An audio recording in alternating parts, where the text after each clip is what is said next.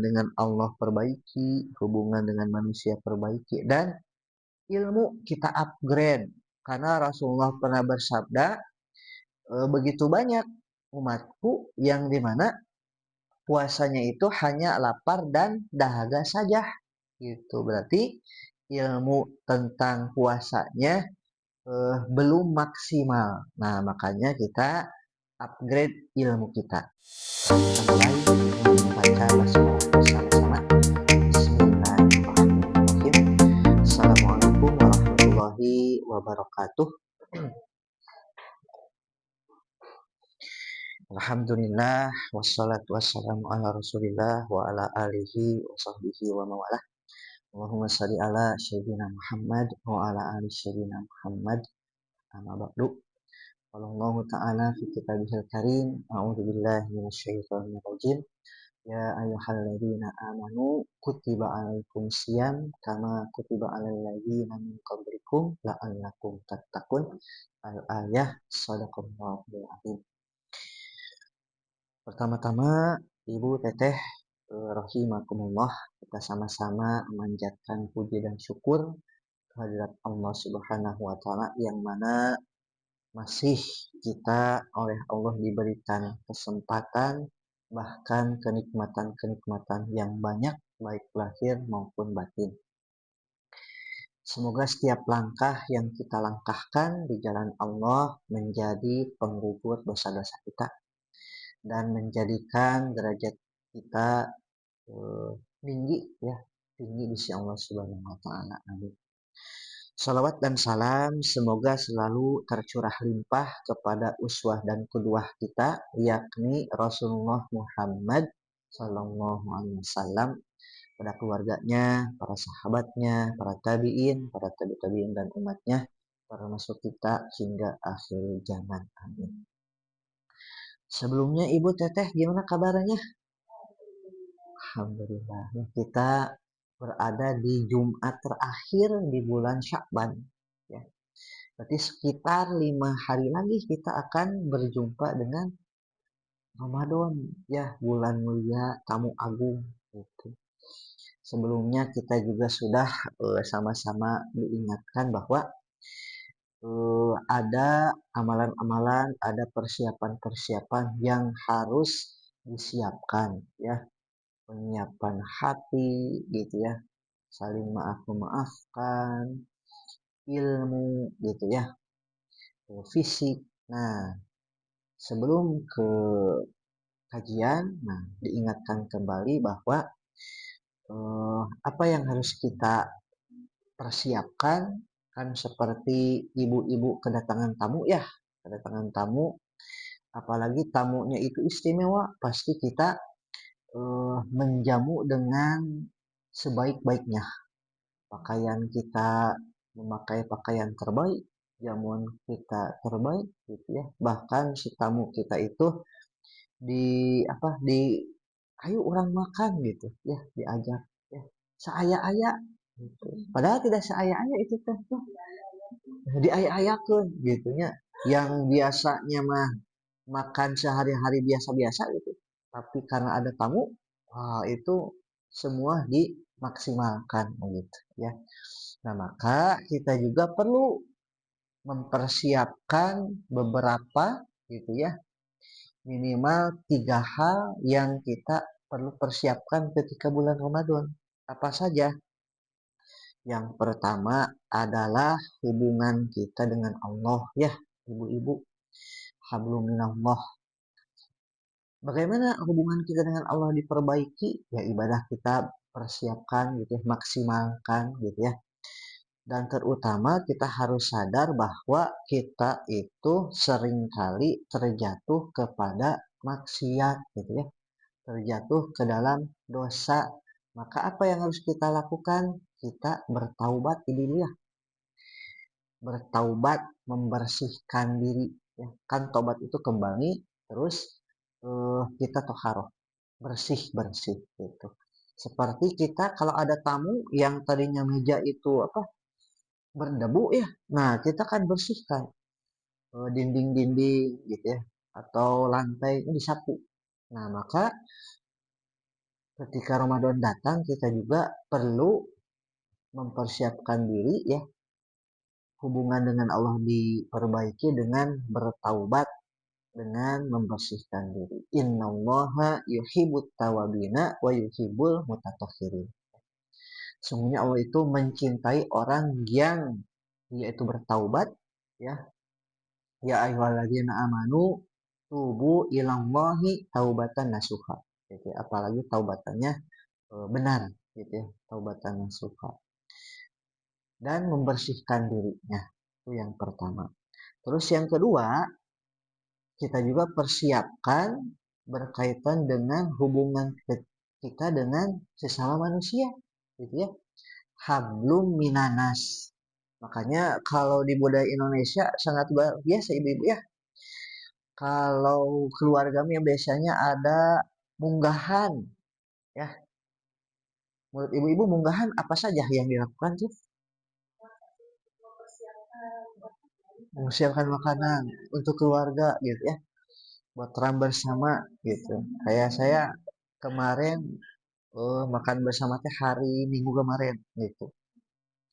Nah, di situ teh momentum yang penting ibunya apa? Karena ketemu keluarga dan di situ ada salah satu amalan yang Rasulullah ajarkan yakni bermaaf-maafan ya.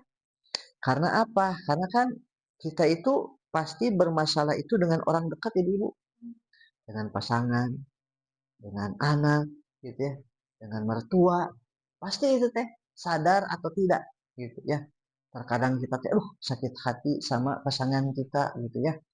Wah, si ayah ngomong gitu mending nyelekit padahal si ayahnya mah biasa aja gitu ya. Begitupun suami kepada istri gitu kan. Nah, maka ada peribahasa kan eh kalau garpu sama senok nah pakai trok teh moal sarang langsung moalnya atau sama galon tidak, tapi pakai troknya teh atau apa bertemunya teh garpu, sendok, piring kan gitu. Nah, maka wa'afina aninas gitu ya. Orang yang terbaik itu adalah yang memaafkan orang lain dan juga kita meminta maaf. Itu hubungan dengan manusia. Apalagi amalan anak Adam itu akan diangkat kecuali ada di antara mereka permasalahan dengan saudara ya, kandung atau saudara sesama muslim. Nah, makanya kita eh, saling maafkan, saling bebas membebaskan gitu ya. Supaya nanti Ramadan teh apa? Kita sudah siap ibu ya, sudah bersih. Tinggal kalau mobil mah bensin udah ya, rem udah, segala macam mesin udah, tinggal gas gitu kayak Pak Obi itu. Dan terakhir persiapan yang perlu disiapkan adalah ilmunya ibu ya.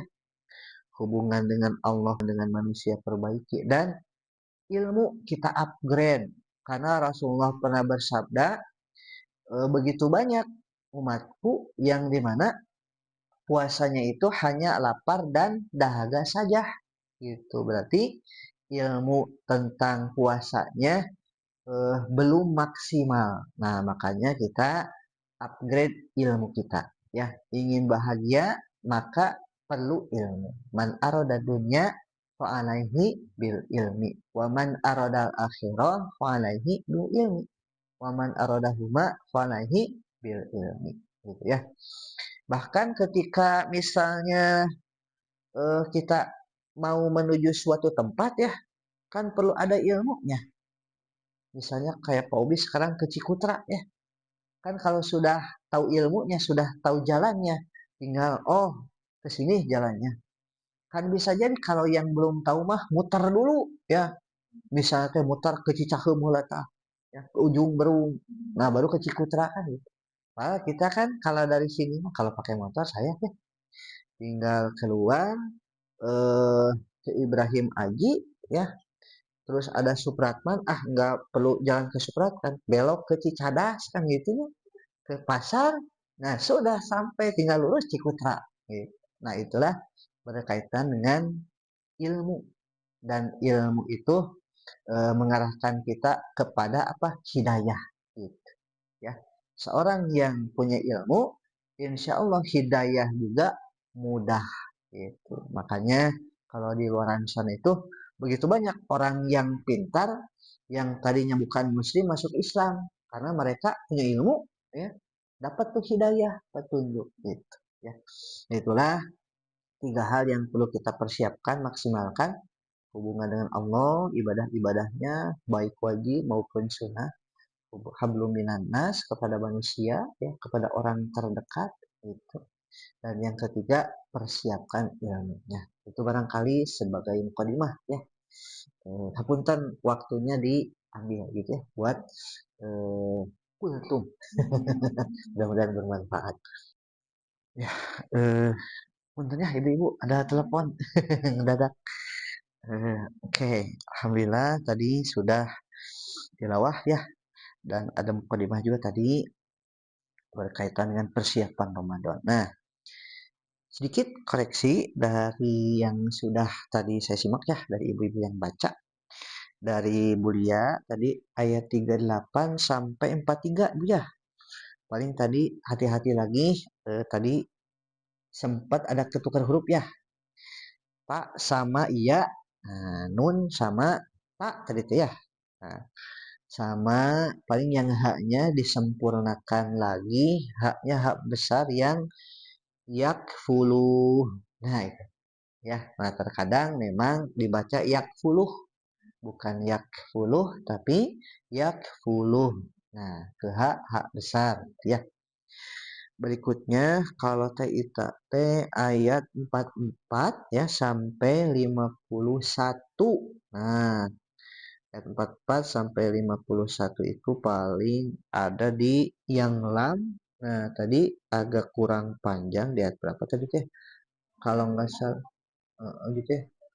Fakula, nah, atau walatania. Nah, laknya agak kurang panjang sedikit ya. Cuman saya teh lupa laknya nggak tahu ayat yang 42 atau 44 gitu. Nah, paling tinggal konsistenkan ketika ada la, nah, lam yang ada alifnya gitu ya, la yang seperti apa? Tambang namanya. Nah, laknya panjangkan. Sama sin. Nah, bani isro. Nah, sinnya hati-hati tipis ya. Tadi tapi pas udah diulang mah udah tipis. Tapi pas awal agak menebal sedikit. Isro, isro. Nah, tipis. Isro. Nah, gitu ya. Terkadang suka terbawa sama ro. Jadi sod, jadi sinnya jadi sod gitu. Isro. Nah, bukan isro tapi isro. Nah, baru sin tipis dulu baru ro tebal gitu ya. Itu sedikit koreksi. Nah, review yang kemarin kita membahas hukum mim ya.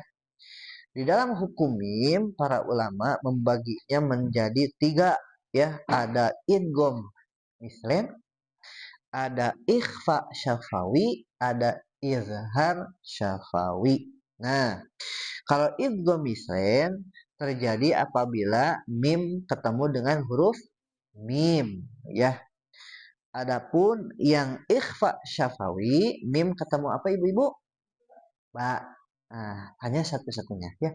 Sedangkan izhar syafawi adalah mim ketemu huruf selain mim dan ba. Nah, itu patokannya ya. Ikhfa syafawi. Dan kemarin juga kita membahas huruf ya, huruf yang terakhir. Nah, jadi berarti beres ya makhrajul huruf mah. Nah, berikutnya kita review yang hukum idgham khusus ya, khusus yang idgham saja. Nah, di sini di dalam buku idgham itu khususnya ya dibagi menjadi tiga juga seperti hukum mim. Yang pertama ada idgham mutamatsilain. Nah, kan kalau sebelumnya idgham ini ya idgham misrem. Nah, kali ini mah idgham mutamatsilain. Nah, idgham mutamatsilain terjadi apabila dua yang sama bertemu ya. Lam dengan lam, ta dengan ta, ya, mim dengan mim, kadang ba dengan ba. Nah, itu idgham ya, idgham itu apa? memasukkan gitu. Tapi ada yang dengung, ada yang tidak. Kayak mim ketemu mim kan dengungnya. Kalau tak dengan tak dengung tidak? Tidak, ya, karena tidak masuk ke hidung ya. Lam dengan lam tidak gitu.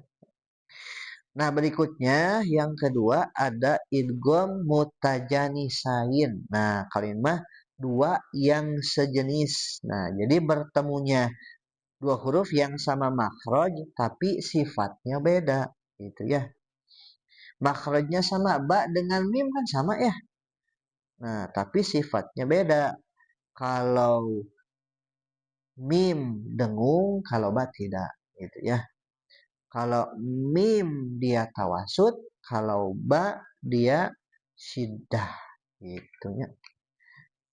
Dal, ta, to juga sama itu ya. Sama makhraj beda sifat. Za, sa, zo gitu ya. Nah, contoh nih di sini ya bunayya rakam ma'ana. Nah, itu boleh diidghamkan ya. Adapun ulama yang lain juga ada yang eh kabe ma'ana, ada yang baca begitu. Boleh? Boleh gitu. Tapi karena kita mau menerapkan idgham mutajanisain, jadi bacaannya ya bunayya rakam ma'ana gitu ya. Wala takum ma'al kafirin. Nah, ini adalah kata-kata Nabi Nuh kepada anaknya Kan'an. Ya, ya bunayya kam ma'ana. Nah, wahai anakku ke sini ya, naik perahu kan gitu. Jangan sampai tergolong orang-orang yang kafir gitu ya. Terus terakhir ada idgham mutaqaribain. Nah, kalimat dua yang dekat. Bertemunya huruf yang berdekatan makhraj dan sifatnya. Di sini contohnya lam sama ro, kof dengan kaf ya. Itu kan makhrajnya dan sifatnya dekat ya. Lam sama ro sama-sama di lidah ya. Tapi kalau la lidah terdekat, kalau ro ujung gitu. Kof dengan kaf sama pangkal lidah, tapi kof lebih ke dalam, kaf lebih ke luar gitu ya. Bagaimana prakteknya? Prakteknya ada di contoh di sini. Ketika lam ketemu ro, fa in kadzabuka fakur rabbukum. Nah, jadi la-nya sudah tidak ada lagi ya, dihilang. Dilebur betul. Gitu ya, dilebur betul sekali.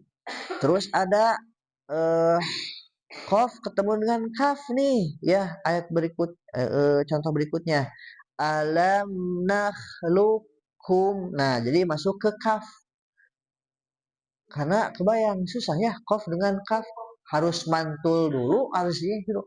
Alam nakhluqukum susah. Nah, maka diliburkan ya. Jadi ana alam nakhluqukum mimma mahin. Nah, gitu ya. Nah, disebutkan di sini yang berkatan ya, karena walaupun makhrajnya keluar di tempat yang sama, yaitu dari aqsal lisan, pangkal lidah ya, atau adnal lisan, lidah terdekat, namun pada dasarnya cara mengeluarkan masing-masing huruf tersebut ada perbedaan. Gitu ya. Qaf dengan kaf kan ada perbedaan ya, Ibu. Kalau qaf mah kita bisa bilang lebih lekoh lah gitu ya. Sedangkan kaf tidak.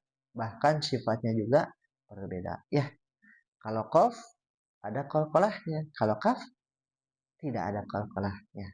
Gitu ya.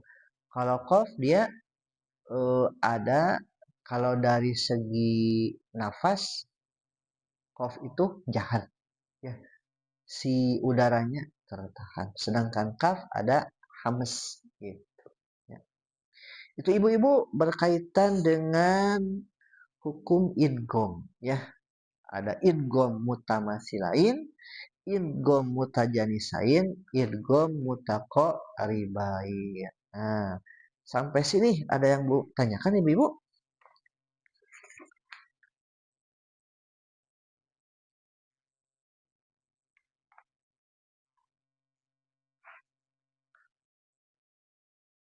Eh,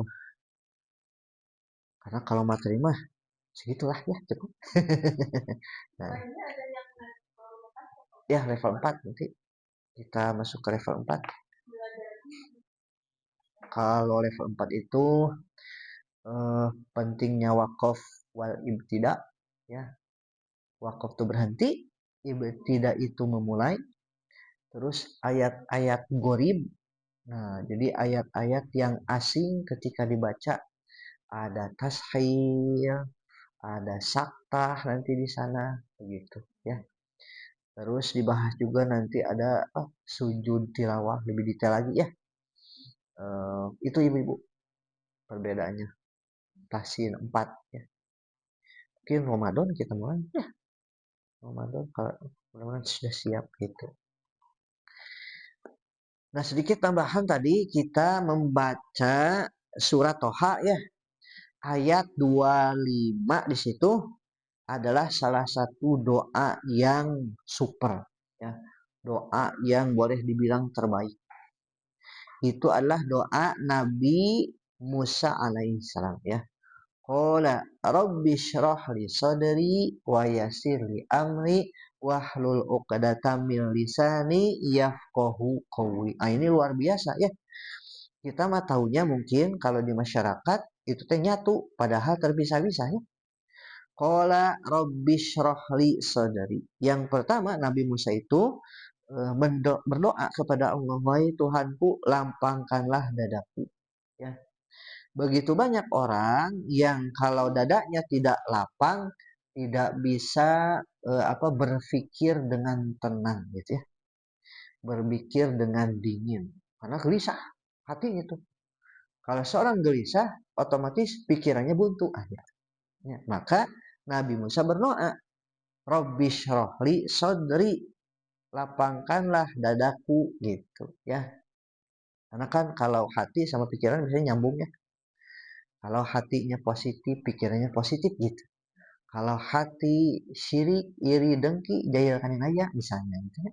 Nah, pikirannya juga bagaimana caranya orang yang didengkiin celakaan gitu. Seperti itu ya. Berikutnya apa? Wayasirli amri. Nah, mudahkanlah untukku urusanku gitu ya. Nah, kan urusan kita tuh sangat banyak ya. Dan kaum muslimin itu diajarkan untuk memudahkan urusan orang lain. Jadi kan minta urusan sendiri dipermudah dulu gitu ya. Bisa diselesaikan, dibereskan baru menolong orang lain gitu ya. Kan Nabi Musa juga seperti itu.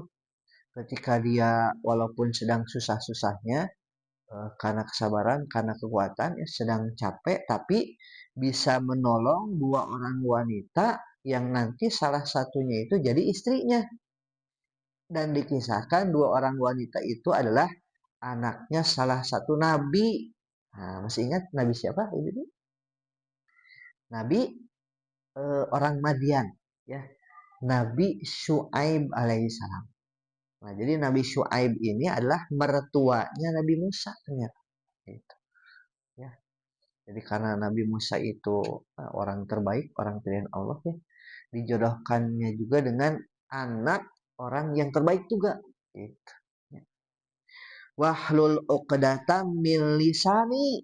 Nah, dan lepaskanlah kekakuan dari lidahku. Kan setiap kita itu apa ya? Komunikasi ya. Dan Nabi Musa minta supaya dimudahkan lidahnya. Tidak sedikit orang yang lidahnya kacaletot begitu ya. Nah, maka dia menjadi merugi ya. Wahlul 'uqdatam min lisani yafqahu qawli gitu ya. Agar mereka mengerti perkataanku gitu ya. Dan ini doa ini sepatutnya kita amalkan ibu-ibu ya. Sudah hafal, nah kita amalkan. Barangkali itu untuk pertemuan kali ini mudah-mudahan bermanfaat. Ada pertanyaan ibu-ibu? Tidak ada?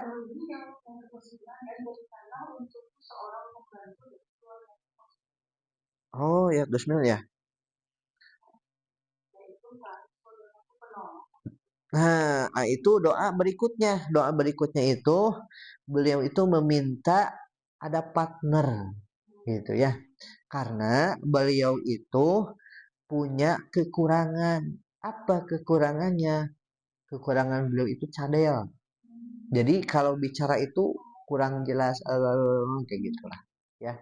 Kenapa bisa cadel? Kisahnya itu karena pas ketika kecil memasukkan bara api ya, lagi kecil, lagi bayi itu Nabi Musa itu.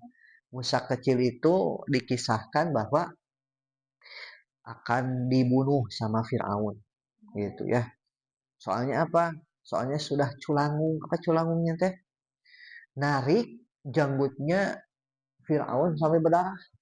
Tarik kan maklum anak kecil gitu ya. Digendong beren tidak nyaman beren ya kalau kita mau narik jenggot. Hehe Firaun teh. Ah saya bunuh ah. Budak teh. Lain budak orang oge kan gitu ya bahasa kita mah. Ya. Kata istrinya Siti Asiyah jangan ya. Karena itu anak kecil itu belum ngerti apa-apa. Ya udah, kalau itu maumu, saya akan meyakini ini anak biasa apa anak yang beda gitu. Karena kan Firaun teh takut kalau singgah sananya teh jatuh ke orang lainnya. Akhirnya Musa kecil itu dihadapkan dengan dua pilihan. Ada makanan, ya, ada bara api gitu. Nah, kalau Musa kecil ini menuju makanan, tamat kata Firaun teh. Ya, kan kalau anak normal pasti apa? Ya bisa makanan bisa api gitu ya. Pokoknya mah kalau dia milih makanan, saya bunuh. Gitu. Akhirnya pas ketika dihadapkan api sama makanan, Musa kecil teh milih bara api dimasukkan ke mulutnya. Dari situlah beliau cadel sampai dewasa. Gitu. Kebayang gitu ya. Dan dulu tidak seperti sekarang ada dokter begini. Ya. Kemudian dulu mah tabib, ya bisa-bisa weh gitu. Ya. Cadel, makanya beliau meminta penolong ya, waj'alni waziro min ahli, dan yang dijadikan penolong itu adalah saudara dekatnya yaitu Harun, Nabi Harun gitu. Itu ibu-ibu. Dan itu sejarah uh, sangat dalam maknanya ya, pelajarannya itu. Karena kan kalau sejarah itu berulang ya ibu, yang dulu jahat suatu saat yang jahat akan datang lagi gitu ya, dan akan ada orang yang baik yang menumbangkan kejahatan tersebut gitu ya. Makanya sejarah teh sangat penting gitu. Jangan sampai anak-anak teh diajarkan bukannya sejarah tapi kisah-kisah mitos gitu ya.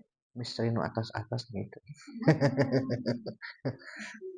Ada binatang ya, kancil dengan buaya. Si kancil pinter, sebetulnya bukan pinter, nipu kan gitu. Jadi mau melewati apa muara ya, si kancil teh, buaya tolong aku, nanti kalau kamu nolong aku berikan sesuatu. Akhirnya apa, jadi tolong sama si buaya teh, nanti akan diberikan suatu daging gitu kan. Ternyata kan tidak. Bahkan di film kan, di Upin Ipinnya ada filmnya tuh, itu teh ternyata diajari untuk apa, untuk menipu gitu ya. Masih mending kalau si kisahnya teh tidak menipu begitu. Makanya banyak dari orang kita mah ya di negeri 62 teh tukang apa? Tukang tipu gitu. Itu saja ibu-ibu yang bisa disampaikan. Kita tutup dengan membaca hamdalah bersama-sama. Alhamdulillahirabbil alamin. Istighfar kali. Doa kifaratul majelis. Subhanakallahumma wa bihamdika asyhadu an la ilaha illa anta astaghfiruka wa atubu ilaik. Wassalamualaikum warahmatullahi wabarakatuh.